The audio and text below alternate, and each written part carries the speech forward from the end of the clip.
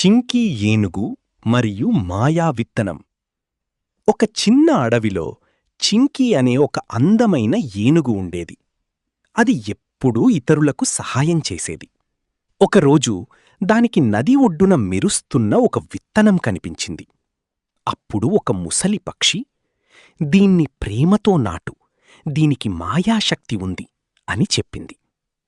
చింకీ ఆ విత్తనాన్ని మట్టిలో నాటి రోజూ నీళ్లు పోయడం మొదలుపెట్టింది. కొన్ని రోజుల తర్వాత ఒక పెద్ద చెట్టు పెరిగింది. ఆ చెట్టు రంగురంగుల పండ్లను కాసింది. ఆ పండ్లను తిన్న ప్రతీ ఒక్కరి ఒక కోరిక నెరవేరింది. అడవిలోని జంతువులన్నీ ఎంతో సంతోషించాయి. కాని చింకీ తనకోసం ఏమీ కోరుకోలేదు. అందరికీ స్వచ్ఛమైన నీరు, తియ్యటి పండ్లు మరియు సంతోషకరమైన అడవి కావాలని అది కోరుకుంది. ఆ చెట్టు ప్రకాశించింది మరియు అడవి అంతా అందంగా మారింది.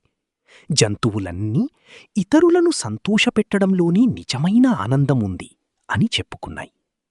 ఆ రోజు నుండి చింకీ అడవికి అత్యంత ప్రియమైన స్నేహితురాలిగా మారింది.